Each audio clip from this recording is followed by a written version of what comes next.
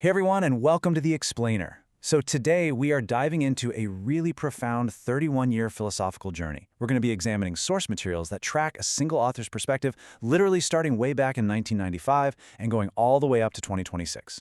You know, it's pretty rare that we get this kind of opportunity, to just watch how the passage of time can completely, drastically alter our understanding of human norms, of family, and ultimately what it actually means to survive as a civilization.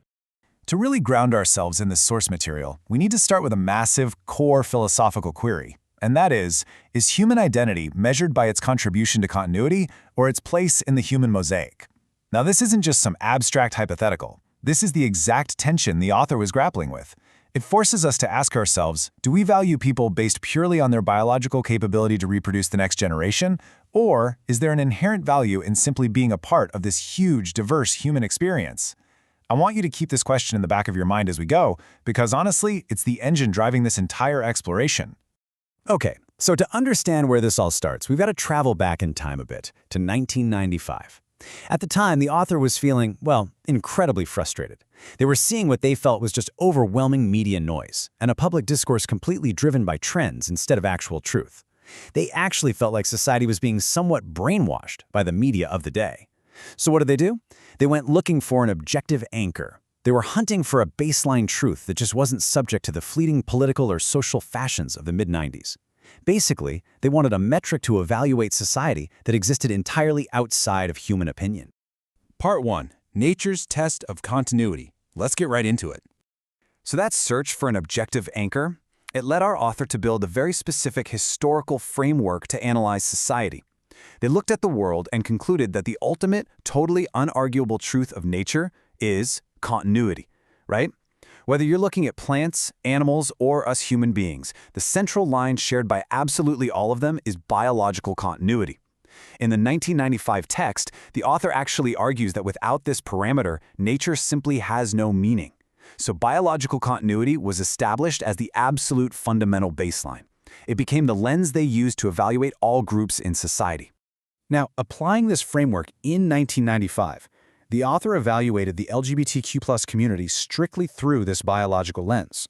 Because they were looking purely at the capability for biological reproduction, they categorized the community based entirely on this physical constraint, not treating them as a cultural or ideological minority, but just looking at the biology. But, and this is absolutely crucial to understand, they applied this identical, rigid logic to capable heterosexual couples who just voluntarily chose not to have kids. The logic was, if you weren't contributing to continuity, whether that was by biological inability or simply by choice, you were categorized outside the primary function of nature. However, before we move on from 1995, we absolutely have to highlight a vital caveat the author made at the time. They wrote, "The attitude must be humane, out of the value of humanity." The text explicitly states that this biological categorization does not justify any harm or any discrimination whatsoever. The author insisted that a humanistic respect for all individuals is absolutely mandatory. Why? Simply because of their inherent value as human beings, completely separate from whatever their biological capabilities might be. Okay, so we've established the 1995 mindset, right? But as the decades roll on, through the 2000s, the 2010s, societal values and family structures start shifting really rapidly. And then, as the author revisits their own writing in the year 2026, a profound realization just hits them. The world didn't just evolve, it literally flipped the author's original thesis completely upside down. Which brings us to Part 2, the reversal of 2026. So this is where our timeline takes a massive twist. That intense biological debate from 1995, it's suddenly completely eclipsed by a totally unexpected civilizational shift.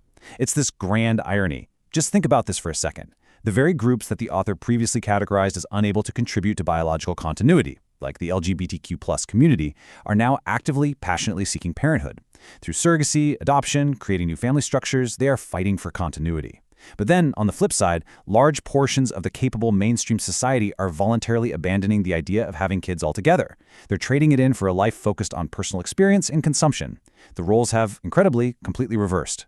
The author captures this modern reality with a really powerful observation. They write, "Partnership, family, and parenting have become a marginal option in a perception that sees life mainly as experience, consumption, and recreation." I mean, wow. The biological capability is still there for the mainstream, but the desire is gone. It's like that fundamental urge to continue the species has just been replaced by this overwhelming desire to consume and to just experience the present moment. The realization here is honestly pretty profound. The author's intense 1995 debate about who fits into that rigid biological framework, it actually became entirely irrelevant. Because the modern threat to human continuity isn't biological inability at all anymore. It's voluntary opt-out. The world didn't solve the old debate, you guys. The world just fundamentally changed direction entirely. Part 3. A future without continuity?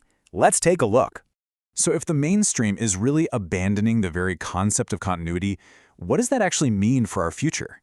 The ultimate takeaway from this 31-year journey is that the debate is just no longer about specific groups, whether that's the LGBTQ+ community or childless couples or anyone else. The question has shifted entirely. It went from who can continue the biological line to does our advanced society itself even have the will to survive? When parenthood starts being viewed merely as a lifestyle choice, something that literally competes with recreation and hobbies, well, the foundational pillars of our civilization start to look very, very fragile.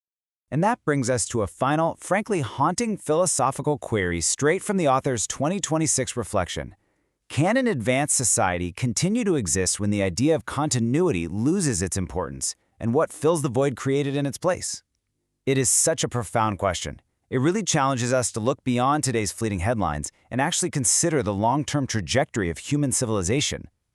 Take some time to really think about what fills that void for you and for us as a society. Thanks so much for joining me on this incredible journey today.